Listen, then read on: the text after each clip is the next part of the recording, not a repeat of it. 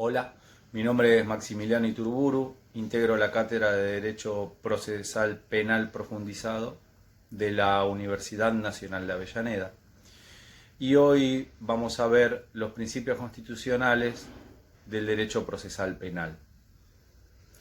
El derecho penal de fondo, aquellas previsiones principalmente contenidas en el Código Penal, se van a realizar para cada caso concreto mediante un proceso previsto en el Código Procesal Penal, mediante esta ley que lo regula, y que contiene ciertas previsiones como un límite o una valla al ejercicio abusivo o arbitrario del poder punitivo del Estado.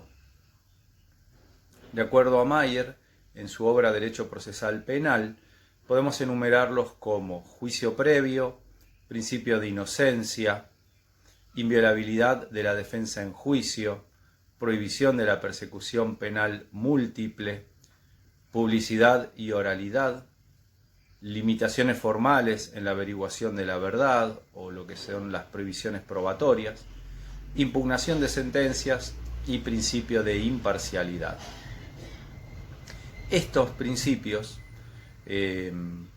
contenidos sea expresa o implícitamente en la Constitución Nacional o integrando el bloque constitucional junto con los tratados internacionales incorporados a nuestra Constitución, integran la garantía del debido proceso penal.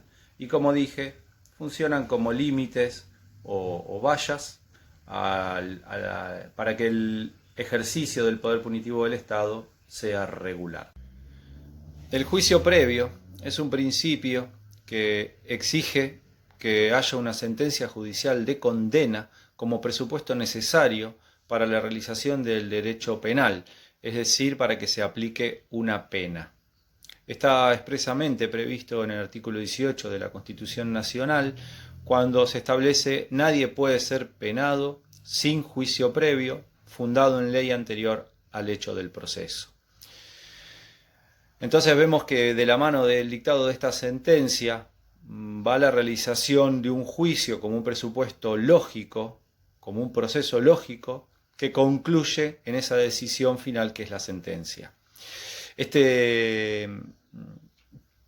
debe estar fundado en leyes anteriores al hecho que motivan ese proceso. Esto es el principio de legalidad.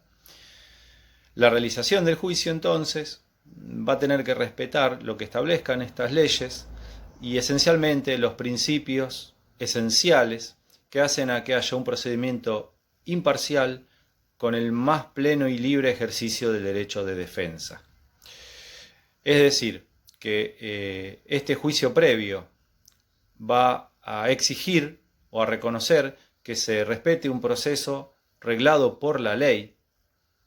La ley es el Código Procesal Penal, donde se detallan los actos que deben cumplirse, las formas en que deben realizarse esos actos y el orden en el que deben llevarse a cabo.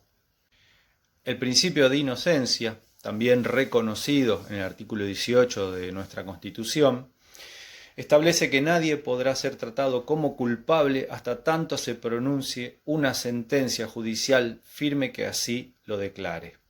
Por lo tanto, incluso el imputado, durante la sustanciación de un proceso, va a ser inocente. De aquí deriva el aforismo latín conocido como indubio pro reo.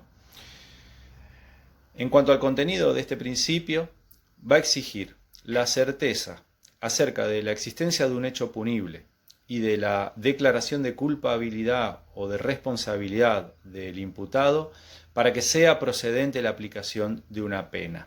Recién, en ese caso, se va a vencer esta presunción de inocencia. El principio nació o se constituye como una reacción a otras formas de persecución penal, principalmente los sistemas inquisitivos, en los que el punto de partida era diametralmente el opuesto. El imputado era considerado culpable hasta tanto se demostrase su inocencia. Y esto, obviamente, vemos que desnaturaliza el proceso penal que debe seguirse en todo Estado de Derecho. Una derivación de este principio es la prohibición de invertir la carga de la prueba, que es justamente hacer que el imputado tenga que probar su inocencia, cuando justamente por regla de este principio va a ser considerado inocente hasta tanto, mediante un proceso regular y fundado en pruebas legalmente obtenidas, se venza esta presunción con la declaración de culpabilidad. Sin embargo, esta presunción de inocencia durante el proceso reconoce límites u excepciones.